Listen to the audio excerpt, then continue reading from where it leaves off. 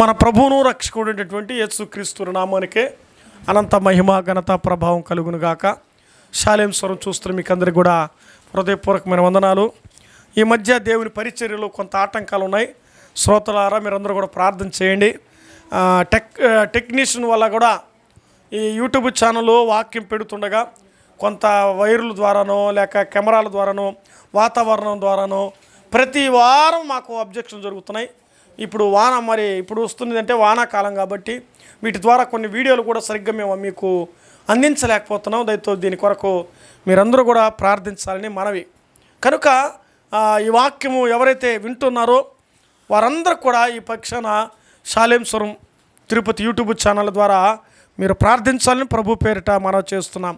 మన ధ్యాన శీర్షిక ఏంటంటే మనం ఏం చదువుతున్నాం ప్రతి సోమవారం రోజు అంటే బలుల మీద ధ్యానం చేస్తున్నాం. బలుల మీద మనం ఏం చేస్తున్నాం? ధ్యానం చేస్తున్నాం. అందులో ఫస్ట్ బలిని గురించి మనం విన్నాం కదండి. ఒకసారి డెఫినేషన్స్ అంతా కూడా మనం విన్నాం. అందులో మనం చాలా విషయాలు నేర్చుకున్నాం. బలులు రెండు రకాలని, ఒకటి పాప పరిహారార్థ బలిని, రెండవది ఇష్టపూర్వకమైనటువంటి బలి అని మనం విన్నాం. నేను కొంత చరిత్ర చెబుతున్నాను. ఎవరైనా నూతనంగా వింటున్నవారు వీటిని మీరు రాసుకోగలరు. బళ్ళు రెండు రకాలు, ఒకటి పాప పరిహారార్థ బలి, రెండవది ఇష్టపూర్వకమైన బలి అని విన్నాం. ఈ పాప పరిహారార్థ బలిలో మూడు రకాలని చెప్పాను: దహన బలి, నైవేద్య బలి, సమాధాన బలి. ఇవి పాప పరిహారార్థ బలులు ఉండేటివి.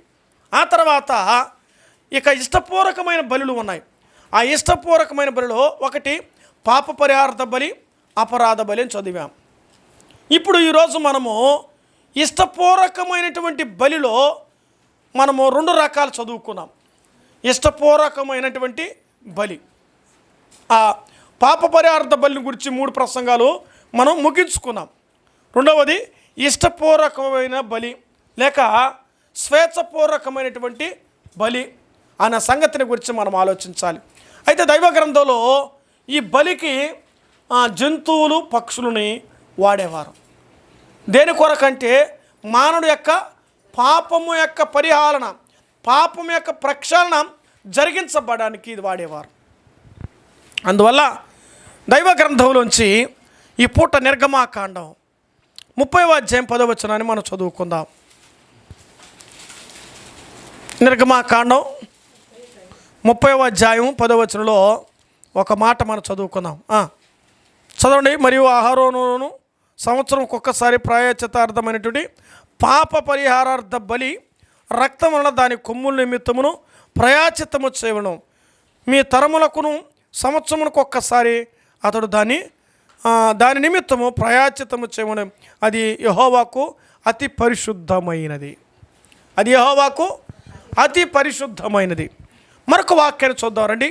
లేవియాకాండం 4వ అధ్యాయం 3వ వచనం. లేవియాకాండం 4వ అధ్యాయం 3వ వచనం. ప్రజలు అపరాధులగునట్లు అభిషక్తుడై యాజకుడు పాపము చేసినడలా తాను చేసిన పాపమునకై నిర్దోషమైన కోడెదూడను యెహోవాకు పాప పరిహారార్థ బలిగా అర్పింపవలెను.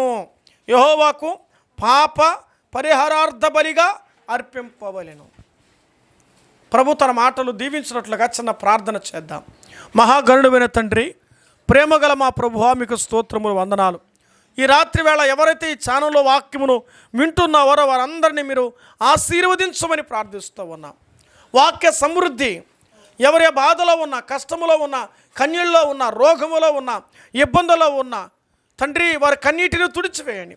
మారాన్యులను మధురంగా మార్చండి నాయన. ఏ కుటుంబంతో, ఏ బాధతో, ఏ వేదనతో కన్నీరులో ఉన్నారో, కష్టములో ఉన్నారో వారు మీరు ఆదరించండి. ఈ వాక్యాల ద్వారా వారు ఆదరించబడాలి. వారి పాపానికి ప్రాయశ్చిత్తం జరిగించబడాలి. పాపానికి ప్రక్షాళన జరగాలి. అలాగే మీరు దయచేయమని ప్రార్థిస్తూ ఉన్నాం. ఒక్కొక్కరిని మీరు ఆశీర్వదించమని నీ పక్షాన కొద్ది నిమిషాలు ప్రభువా వాక్యమును అందించబోతూ ఉండగా మీరే మాట్లాడి సహాయం చేస్తారని యేసుక్రీస్తు నామమును బట్టి ప్రార్థించడానికి వేడుకొనుచున్నాము తండ్రి, ఆమేన్.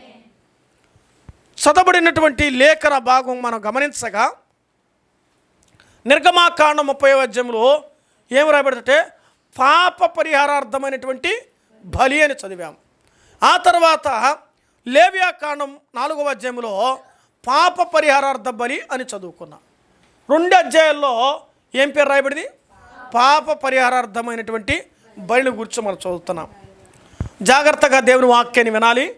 ఈ పాప పరిహారార్థ బలిలో 3 రకాలుగా వాళ్ళు అర్పించడానికి కారణమైంది. అసలు పాప పరిహారార్థ బలి వారు ఎందుకు అర్పించాలి? అంతే కదా. పిల్లోడిని ఎందుకురా కొట్టాలంటే, ఏందో మా బిడ్డనట్టు కొడుతున్నాం అంటారు. నీకేం తెలుసా, వాడు ఎంత పని చేయాలని తెలుసు అంటారు. అంటే ఒక బలి అర్పించబడ్డాని దాని వెనుక చరిత్ర ఉంది. ఒక పాప పరిహారార్థ బలి అర్పించబడ్డానికి దాని వెనక కారణాలు ఉన్నాయి. ఆ కారణాలే 3 కారణాలు. ఆ కారణాలే 3 కారణాలు. ఒకటి, మనస్సాక్షి విషయంలో కొంతమందికి ఏముండదు తెలిసిన, ఆ మనసు సరిగ్గా ఉండదు. కొంతమంది అంటారు నీకు మనస్సాక్షి లేదు, నీకు అసలు మనిషి మృగం అను అంటారు. మనసు లేనివాడు నువ్వు ఒక రాతి లాంటి వాడివి అంటారు. ఆ మాట మనం చదువుతాం. రెండవది, జీవిత బ్రతుకుల్లో వారి జీవితాల్లో దేవునికి దోషమైన కార్యాలు చేస్తారు. మూడవది, దేవునికి అర్పించే ఆ అర్పణలో ఏదైనా లోపం కలిగిందని దేవునికి అర్పిస్తే అది అపరాధ బలిగా ఎంచబడుతుంది. అపరాధ బలి అంటే వారి జీవితంలో అపరాధం చేశారని. పాప పరిహారార్థ బలి అంటే పాపానికి పరిహారము కలిగించే బలి. ఇప్పుడు మనం చదువుకునేది పాప పరిహారార్థ బలిని గురించి మనం వింటా ఉన్నాం. ఇష్టపూర్వకమైన బలిలో నెంబర్ 1 పాప పరిహారార్థమైనటువంటి బలిని గురించి మనం చదువుతున్నాం. ఈ బలులు ఎప్పుడు ఎలా అర్పిస్తారంటే దానికి రీజన్ అంటే ప్రభువుకు వారు సమర్పించబడినప్పుడు, అందుకే దేవుని కొరకై వారు నాజీరు చేయబడి లేక ప్రత్యేకింపబడినటువంటి వారు యాజకులుగా ఏర్పరచబడినప్పుడు, అహరోను కుమారులు వారు దేవుని పరిచయం కొరకై ఏర్పరచబడినప్పుడు పాప పరిహారార్థ బలి అర్పించాలి. ఎందుకంటే వారు ఎవరిలోకి వస్తున్నారు? వారు దేవునిలోనికి వస్తున్నారు. వారు ప్రభువుకి ప్రతినిధులు. దేవుని పక్షాన వారు ఒక యాజకత్వం చేయాలి. మరి యాజకుడు ఎలాగ ఉండాలి? పవిత్రుడుగా ఉండాలి, నీతిగా ఉండాలి, యథార్థంగా ఉండాలి. కాపరి ఇప్పుడు పవిత్రంగా ఉండాలి. సంఘ కాపురులారా, మీ సంఘానికి ఒక రోల్ మోడల్ అవ్వాలి. సంఘ కాపురకు ఒక మాట చెప్తున్నాను. సంఘ కాపరి సంఘానికి ఒక తండ్రి లాంటి వాడుగా ఉండాలి. నెంబర్ 2, ఒక అన్నగా ఉండాలి. నెంబర్ 3, ఒక సోదరుడుగా ఉండాలి. ఇది సంఘ కాపరి యొక్క లక్షణం. ఆ సంఘ కాపరి దేవునికి ఒక యాజకుడు అంటే అట్టి స్థానాన్ని కలిగిన వాడే ఉండాలి. అందరూ చూసినప్పుడు తనకంటే పెద్దవారు చూస్తే వారి తల్లిగా భావించాలి, సోదరిగా భావించాలి, చెల్లెలుగా భావించాలి, అక్కగా భావించాలి, అమ్మగా భావిస్తేనే ఆ సంఘం బాగుంటుంది. అలా కాకుండా మరొక విధంగా నువ్వు చూసావా, నీ పాపాన్ని నువ్వే ఒడిగట్టుకుంటావు. నీ పాపం ఒడిలోనికి వస్తుంది, అది మూట కట్టబడుతుంది. ఒకరోజు ఆ పాపం అగ్నిలోనికి నడిపిస్తుంది. ఒకరోజు ఆ పాపం తీర్పులోనికి వస్తుంది. అందువల్ల తెలుసో తెలియకో చేస్తావేమో, ఇక నుంచైనా జాగ్రత్త. పాపము అనేది చాలా భయంకరమైనటువంటి సమస్యలోనికి నడిపిస్తుంది. ఏముందిలే, చిన్న పాపమే కదా, ఏమి ఎప్పుడు ఆ చిన్న పాపమే కదా అని నువ్వు అనుకోవద్దు. ఆ పాపము మన కుటుంబానికి శాపంగా మారుతుంది. ఒక తల్లి, ఒక కుటుంబంలో ఒక బిడ్డ, ఒక కుమార్తె, ఒక కుమారుడు తన తండ్రితో అన్న మాట తెలుసా? నేను విన్న మాట, నీ శాపం మా జీవితానికి అడ్డయింది. నీ పాపం పరిహరించబడకపోతే మా జీవితాలు బాగుపడవని చెప్పుకున్నారు. అంటే నేను చచ్చిపోవాలి ఎప్పుడా అన్నారు. చనిపోయినా పర్వాలా, నీ పాపం మా జీవితానికి శాపమైపోయిందండి. ఒక కుమార్తె, ఒక కుమారుడే, ఒక కుమార్తె, ఒక కుమారుడు తన తండ్రిని నిలదీసి అడిగిన ప్రశ్న అంటే తల్లి తండ్రులు ఏముంది ఇప్పుడు? నీ కుమారులు నిన్ను ప్రశ్నించకూడదు, నీ కుమార్తెలు నిన్ను అడగకూడదు. అది తండ్రి యొక్క విలువ. తల్లిదండ్రులు బిడ్డలకి రోల్ మోడల్ అవ్వాలి. నువ్వు నేర్చుకున్న వ్యసనం నీ బిడ్డకు వస్తూ నువ్వేం చేస్తావు? నా తల్లే నా బిడ్డలే నా ప్రపంచం ఉంటుంది. ఒక తల్లి, నీ తల్లి విషయంలో, తండ్రి విషయంలో జాగ్రత్తగా మీరు ఆలోచించాలి. దేవుని వాక్యం చెప్పబడిన మాట, తల్లిదండ్రులుగా పెద్దలుగా మనమే పాపాలు చేస్తూ ఉంటే మన బిడ్డలు మనం అడగగలమా? వాడు వ్యభిచారం అవుతాడు, వాడు తాగుబోతాడు, వాడు దొంగ అవుతాడు, వాడు కూనికోర అవుతాడు, వాడు పాపమును జుర్రుకుంటాడు. వాడు అడిగితే ఏమరా నువ్వు చేసేది న్యాయమని నువ్వు తండ్రిగా కుమార్తెను హెచ్చరించినప్పుడు వాడు అంటాడు, మొదట నువ్వు చూసుకో, నువ్వు చేయకపోతే కదా, నీ బ్రీడే కదా, నువ్వు చేస్తావు కాబట్టి నేను చేస్తానంటాడు. ఏడబెట్టుకుంటాను నీ తలకాయ. దానికన్నా మన జీవితం ఎంత అవమానం. పిల్లలు ప్రశ్నించకముందే తల్లిదండ్రులు ఏమవ్వాలి? జాగ్రత్త పడాలి. మనం భక్తి పరులుగా జీవిస్తున్నామా, భక్తిహీనులుగా జీవిస్తున్నామా? ఒక యాజకత్వంలో ఉన్నటువంటి మన జీవితాల్లో, దేవునితో బ్రతుకుతున్న మన జీవితంలో మచ్చలేని బ్రతకాలి. అందుకే దేవుని వాక్యం రాయబడుతుంది. మన శీర్షిక కంటిన్యూగా చదువుతూ వస్తున్నాం. ఆ శీర్షికలో మనం వింటున్న వాక్యం అంటే, వారు ప్రతిష్ఠించబడినప్పుడు ప్రభు కొరకై వారి జీవితాలు అప్పగించుకున్నప్పుడు వారు అర్పించేదే పాప పరిహారార్థ బలి. రెండవది, సమాజంగా తప్పులేదనే చేస్తే వాళ్ళ కొరకు ఈ పాప పరిహారార్థ బలిని అర్పించేవారు. చూడండి, కావంటే వాక్యాన్ని చదువుకుందాం. 4వ అధ్యాయం 13-14 వచనం, లేవియా కాండంలోనే 13-14. ఇశ్రాయేలు సమాజమంతయు పొర్రబాటున ఏ తప్పిదము చేసి యెహోవా ఆజ్ఞనిటిలో దేనినైనా మీరి చేయరానివి చేసిన అపరాధైన ఎడల వారు ఆ ఆజ్ఞకు విరోధముగా చేసిన ఆ పాపము తమకు తెలియబడినప్పుడు సంఘము పాప పరిహారార్థ బలిగా ఒక కోడెను దూడను అర్పించి ప్రత్యక్ష గుడారం ద్వారం దగ్గరకు తీసుకొని రావాలను. అమ్మా, ఇక్కడ ఏ పాపం ఉంది? సంఘ పాపం. అర్థమైందా? సంఘంలో ఒక విశ్వాసిత పాపం చేస్తే ఆ పాపం ఎవరికి చుట్టుకుంటా ఉంది? సంఘమంతా చుట్టుకుంటా ఉన్నది. సంఘానికి ఎవరు రారు, వస్తారా? నువ్వు చేసే తప్పును బట్టి వాళ్ళ ఆ సంఘానికి పోతున్నారమ్మా. ఆ సంఘంలో ఆయన అట్ట చేస్తున్నాడు, ఈమె ఎట్ట చేస్తున్నాడు, వాడు అట్ట చేస్తున్నాడు, ఆ పిల్లోడు అట్టున్నాడు, ఆ అబ్బాయి ఎట్టున్నాడు, ఆ అమ్మాయి ఎట్టున్నది, అట్ట సంఘానికి. అయ్యో వాళ్ళ క్రైస్తవుల వాళ్ళు. ఈ విషయాలు సమాజం చెప్తుంది. కాబట్టి వీటిలో మనం జాగ్రత్తగా ఉండాలి. సంఘము తప్పు చేస్తే అయ్యా మమ్మల్ని క్షమించండి అని వారు కానీ వెళితే వాళ్ళ పక్షాన యాజకులు ఏం చేయాలి? పాపానికి బలి అర్పించాలి. అదే పాప పరిహారార్థమైనటువంటి బలి. ఆ తర్వాత నాజీరు చేయబడిన వారంటే అర్థం ఏంటంటే, వాళ్ళు వెంట్రుకలు ఆ దినాలలో దేవునికి సమర్పించేస్తారు. వారు వెంట్రుకలు కట్ చేయరు. అర్థమవుతుందని? అప్పుడు నాజీరు చేయబడినప్పుడు వారు ఒక వ్రతం పూనుకున్నప్పుడు, సమర్పించుకున్నప్పుడు వారు పాప పరిహారార్థ బలిని అర్పించారు. చాలా విషయాలు బైబిల్ గ్రంథంలో రాయబడ్డాయి, కానీ అవసరమైన వాక్యాన్ని మాత్రం మీకు చెబుతున్నాను. ఈ మాటల ద్వారా మనం అర్థం చేసుకోవాలి. అయితే బైబిల్లో పాపం అనే పదం దాదాపు సంవత్సరానికి ఎన్ని నెలలు? 12 నెలలు. ఎన్ని రోజులు? 365 రోజులు అనుకో. 366 రోజులు అనుకో. ఒక్కొక్కటి లీవ్ వస్తే 66 రోజులు అంటే దానికి మించి బైబిల్లో రాస్తాడు. రోజుకో పాపం ఉందని అర్థం. దాని అర్థం రోజుకొక పాపం. 487 పర్యాయాలు పాపం అనే పదం బైబిల్ రాయించాడు దేవుడు. అంటే పాపానికి చాలా ఎక్కువ ఆకర్షణ ఉందని అర్థం. మరి ఇప్పుడు పాపము అనేక రకాలు ఉన్నాయి. ఒకటి రహస్య పాపం, రెండవది బహిర్గత పాపం. ఒకడు పాపం చేస్తాడు అనుకో, అందరి ముందు బుక్ అయిపోతాడు, అందరికి తెలిసిపోతుంది. అది బహిరంగమైనటువంటి పాపం. ఒకడు పాపం చేస్తాడు, అసలు తెలీదు. అటువంటి అదండి, తెలీదు. ఈ రోజుల్లో ఎలాగైపోయిందంటే, ఒరిజినల్ పూలు ఏదో తెల్లా, ప్లాస్టిక్ పూలు ఏదో తెల్లా, జల్ల పెట్టుకుని వస్తున్నాయి ఈరోజు పిల్లకాయలు. చూసినప్పుడు అచ్చు ఎట్టుంటుందంటే రియల్ పూలు లాగుంటుంది. ఏమ్మా రోజు పెట్టుకుని వస్తున్నావో, ఈ పూలు ఆడితే తల్లి అంటే, సార్ ఇది ప్లాస్టిక్ పూలు సార్, కళ్ళు కలిపిలా. ఓరే నాయన, ప్లాస్టిక్ పూలు అంతవరకు బాగుండదు. ఏం సార్ కళ్ళు కనిపించలేదని అనుకో, పరువు పోతుంది. అందుకని అడిగి మనం అనిపించుకుని, ఎందుకని మౌనంగా ఉండిపోతాం మేము.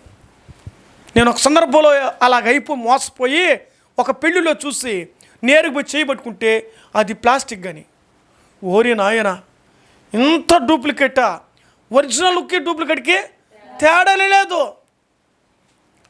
లేదు. అందువల్ల ఈరోజు పాపాలు బహిరంగంగా ఉన్నాయి, రహస్యంగా కూడా ఉన్నాయి. అందుకే కొంతమంది పాపాలు ఇష్టంగా చేస్తారు, కొంతమంది పాపాలు ఇష్టం లేకుండా చేస్తారు. ఈరోజు మన అంశం ఏంటంటే పాప పరిహారార్థ బలి గురించి, కాబట్టి వాటి మీద పాపము అని చదువుతున్నాం. ఇష్టంగా చేసే పాపానికి దేవుడు ఏం చేస్తాడా మీరు చెప్పాలి ఏమ్మా. ఇష్టంగా చేస్తే ఒకవేళ నీ ప్రమేమేమీ లేదు, నువ్వే బలవంతంగా చేయబడావో, ఆ పాపం చేయకపోయినా నువ్వు చేసే స్థితిలో చేయించారో అది దేవుడు అంగీకరిస్తాడు. యేసయ్యా నేను తెలియకుండా కాదు ప్రభువా, తెలిసినాను, కానీ నా విధి లేని పరిస్థితుల్లో నన్ను బలవంతం చేయించేస్తున్నారు ప్రభువా, నీకు తెలుసు కదా ప్రభు అని అంటాం. అందుకని పాపులను క్షమిస్తాను కానీ ఏమండి వ్యభిచారులు మాత్రం దేవుడు క్షమించడం. అందువల్ల బహు జాగ్రత్తగా ఉండాలి. 2వ పేతురు పత్రిక 2వ అధ్యాయం 14 వచ్చిన ఒకసారి చదువు నాయన. దీనిలోంచి కొన్ని విషయాలు చూద్దాం. 2వ పేతురు 2వ అధ్యాయం 14 వచ్చిన ఏం రాయబడింది అక్కడ?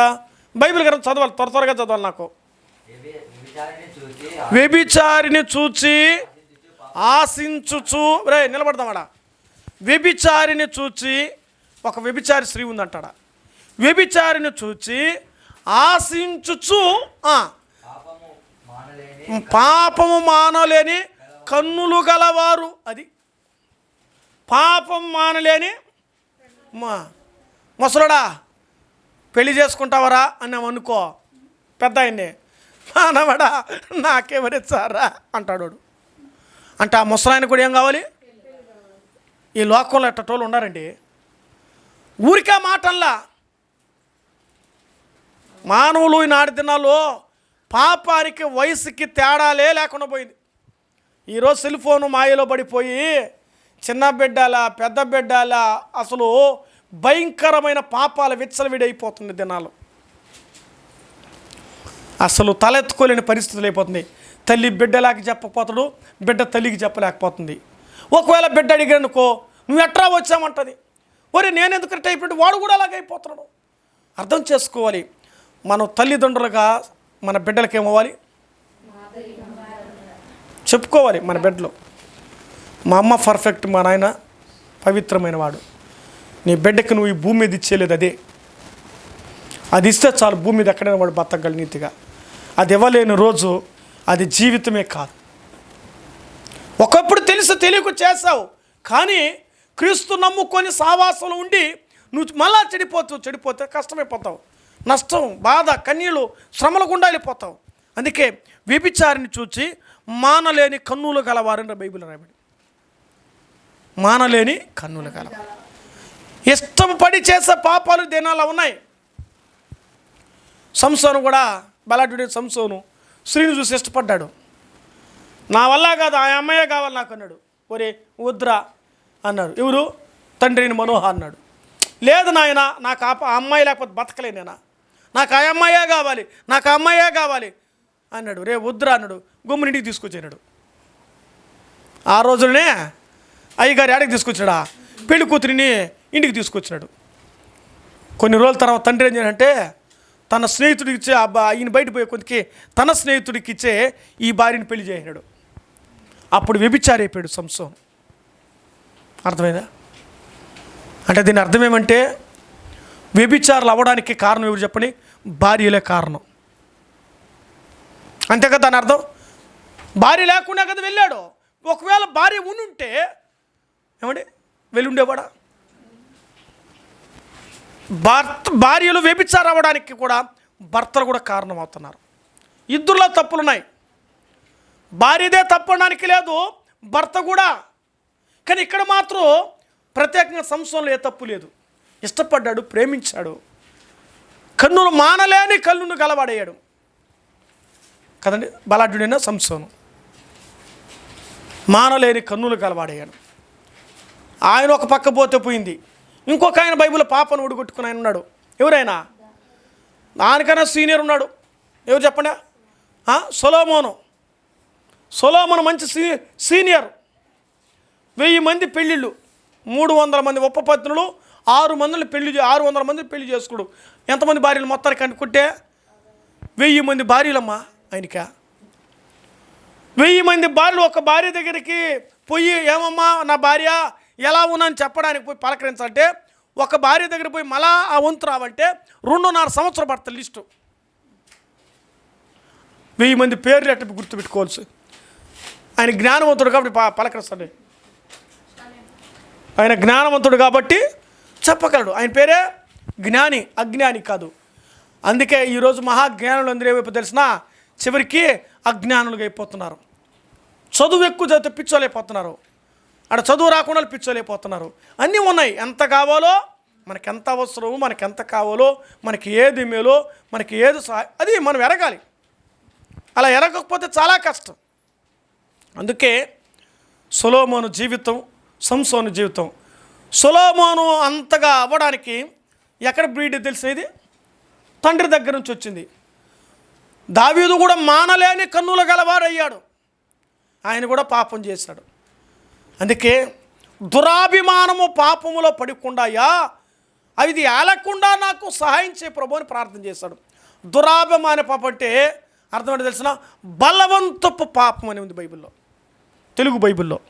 నేను చదువుతున్నప్పుడు దురాభిమాన పాపం అంటే ఏంది ప్రభు అని ఆలోచిస్తూ చదివితే అది బలవంతమైన పాపం. బెస్తబాతో బలవంతమైన పాపం చేశాడు దావీదు. చంపించాడు, అంత కూడా ఇయ్యాడు. పాపాల కొరకు ఏ పనైనా చేస్తున్నారండి. మోసాలకి ఎంతగానో దిగిస్తున్నారు. తద్వారా వాళ్ళ జీవితాలు సుఖాలు ఉండవు, నెమ్మదిని అనుభవించరు. వారి జీవితాలు, వారి కుటుంబాల్లో పాపం ఏలుబడి చేస్తే నెమ్మదిగా ఉండలేరు. బైబిల్ గ్రంథంలో పాపాలు మోహపు చూపుతో చూస్తే అదే పాపం అన్నాడు. కొంతమంది పాపాలు నేత్రానందం ద్వారా పాపాలు చేస్తున్నారు, చూసి పాపాలు చేస్తున్నారు, మాట్లాడి పాపాలు చేస్తున్నారు, చేసి పాపాలు చేస్తున్నారు, తెలిసి పాపాలు చేస్తున్నారు. దోషం అంటే అర్థం ఏం చెప్పండి? ఏమిటి దోషము? పాపము వేరు, దోషము వేరు. దోషం అంటే తెలిసి చేసేది. ఏమిటి? ఇది తప్పు అంటే తెలిసి కూడా చేసేదాన్నే దోషం అంటారు. పాపం అంటే అది తెలియకుండా వచ్చింది. తల్లి గర్భంలో నేను పాపంలో పుట్టానంటే అది జన్మ పాపం. పాపానికి పరిహారం కలగాలి. ఇష్టపూర్వకమైనటువంటి పాపాలు, ఇష్టం లేని పాపాలు, బహిరంగ పాపాలు. ఈ రోజుల్లో అలాగుంటే సమాజం. అయితే బైబిల్ గ్రంథంలో 3 రకాల పాపాలు చేసిన వారు ఉన్నారు. 3 రకాలు. నెంబర్ 1, దేవదూతలు పాపాలు చేశారు. ఎవరంట? దేవదూతలే పాపం చేయడానికి బలవంతంగా అడిగారండి బైబిల్ గ్రంథంలో. వారితో మేము వ్యభిచరించాలన్నారు దూతలు. 2 పేతురు 2:4లో వాళ్ళకి ఏం పరిస్థితి తెలిసిన భయంకరమైన తీర్పుని దేవుడిచ్చాడు. దేవదూతలకు తీర్పు కలిగింది వారి పాపాల ద్వారా. నెంబర్ 2, దయ్యాల పాపాలు. 1 దేవదూతల పాపాలు, 2వది దయ్యాల పాపాలు. ఈ దయ్యాల పాపాలు వారు అబద్ధాలు చెప్తారు, మోసగిస్తారు, అనేకులకి ఇబ్బంది కలిగిస్తారు, నేరాలు మోపేవారు. వీళ్ళు పాపములతో సమానమైపోయారు. ఇక 3వది ఎవరండి? ఇంకెవరా? మనుషులే. కరెక్ట్. మిగిలిపోయింది మనుషులేగా అండి. దేవుడు పాపం చేస్తాడా? దేవుడు పాపం చేయట అసంభవము అని బైబిల్లో ఉంది. దేవతలు పాపాలు చేస్తున్నారు. బైబిల్ గ్రంథంలో మనం చదువుతూ వస్తున్నప్పుడు, ధ్యానం చేస్తున్నప్పుడు నేను మనుషుల పాపాల్లో నమ్మిన వారు పాపాలు చేస్తున్నారు, నమ్మని వాళ్ళు కూడా పాపాలు చేస్తున్నారు. అసలు పాపం అంటే ఏంది? ఇది ప్రశ్న. కొన్ని కారణాలు చెప్పాలి ఇప్పుడు. నేను చెప్పి మన వాక్యాన్ని ముగించుకుందాం, సమయం అయింది. అసలు పాపం అంటేది విశ్వాసం చేసే పాపం ఏం తెలిసిన? విశ్వాసులు చేసే పాపాలు చెప్పండి ఏమ్మా? ఏం ఆజ్ఞాతిక్రమమే పాపం. రైట్. ఏదైతే దేవుడు చేయొద్దన్నాడో, ఎక్కడైతే ఉండొద్దన్నాడో, ఎవరితో అయితే తిరగద్దన్నాడో, ఎవరితో చేయొద్దన్నాడో అవంతా కూడా ఏమవుతుంది? నేను ఒక చోట పనిచేస్తున్నాను 20 సంవత్సరాలు 23 సంవత్సరాలకు ముందు. భయంకరమైన తాగుబోతులు, వాళ్ళ దగ్గర విద్య నేర్చుకుంటున్నాను నేను. వాళ్ళు చెప్పిన పని అంతా వాళ్ళు సారాయి తాగుతారు, మందాకు తాగుతారు, గుట్కాలు వేస్తారు, రకరకాల మత్తు పానీయాలు వాడతారు. కానీ నేను మాత్రం యేసుక్రీస్తు ప్రభువు నమ్ముతున్నట్టు తొలి దినాల్లో నేను ఉన్నాను. వాళ్ళు ఇచ్చిన సాక్ష్యం నాతో ఏమంటే, నాయన బాబు నువ్వు యవనస్తుడిగా ఉన్నావు, ఈడ ఉండేదంతా కూడా మేమంతా కూడా తాగుతున్నావు, ఈ అలవాటు నీకు వస్తుంది నాయన, దయచేసి నువ్వు విద్య అనుకొని నువ్వు వచ్చావు, కానీ మా విద్య బదులు నువ్వు మా విద్య నేర్చుకుంటే, ఏ విద్య, ఈ విద్య అన్ని విద్యలు ఉన్నాయి నాయన, నువ్వు ఏడ పాపిగా అయిపోతావు, నువ్వేదో చర్చికి పోయి బాగు బతుకున్నావు, మేము చెడిపోయావు నాయన, నువ్వు వెళ్ళిపోని జరిపోయినా నన్ను. ఏమండి, నువ్వు వెళ్ళిపోని జరిపారు. ఇటీవల కూడా ఒక 2 సంవత్సరాలకు ముందు నేను కలిశాను. నేను 23 సంవత్సరాలకు ముందు పనిచేసే స్థలాల్లో మళ్ళీ ఆయన కనపడినప్పుడు కలిసి మాట్లాడడం, ఏం బాబు బాగున్నావు నాయన అన్నాడు. బాగున్నా అని చెప్పాను. పోనీలే మేము ఇంకా తాగుబోతుగానే ఉన్నాం అన్నాడు.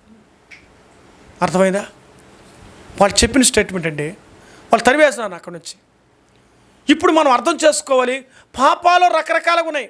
ఆజ్ఞాతిక్రమమే పాపం అంటే ఏమండి, ఎన్ని తప్పులు చేస్తున్నాం మనం. ప్రార్థన చేయకపోవడం కూడా పాపమే కదా.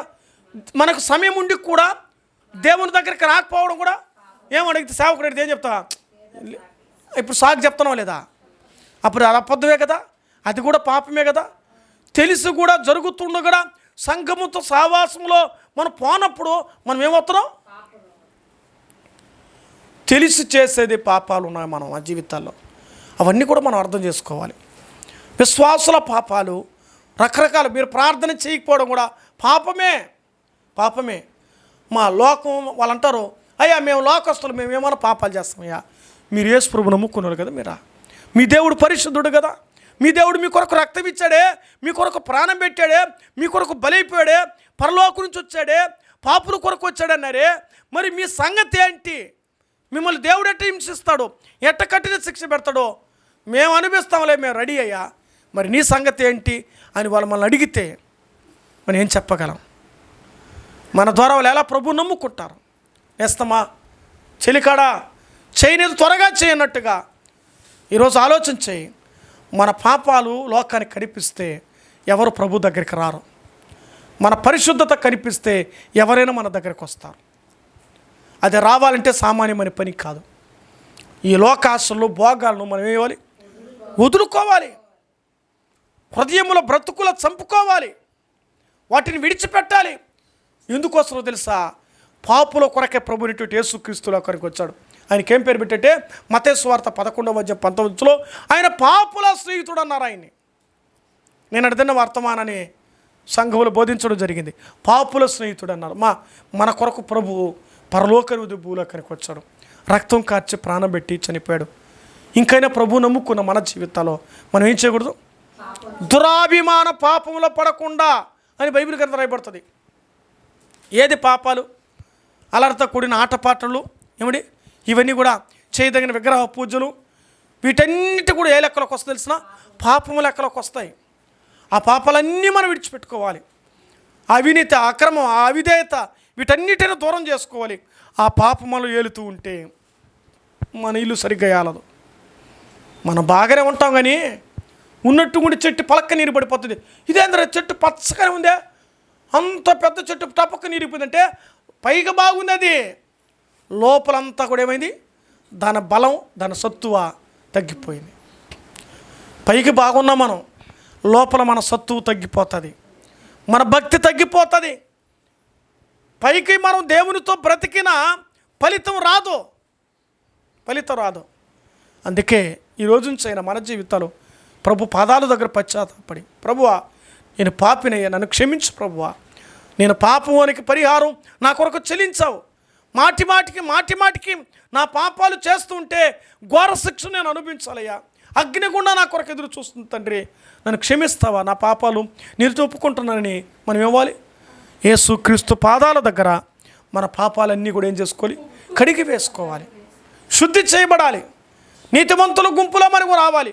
ఆయన రాజ్యంలో చేరడానికి కొరకే ఆయన పరలోక భాగ్యం వదులుకున్నాడు, అన్యాయమైన శిక్షను పొందాడు, గాయపరచబడ్డాడు, కొట్టబడ్డాడు, బాధించబడ్డాడు, అవహేళన పొందాడు, పిడిగుద్దులు గుద్దబడ్డాడు. యేసు ప్రభు చనిపోయి తిరిగి లేచాడు కేవలం పాపిని పరిశుద్ధులుగా మార్చాలని. నీ కొరకు వచ్చిన ప్రభు నేను తోలనాడవద్దు, ఆయన విడిచిపెట్టద్దు.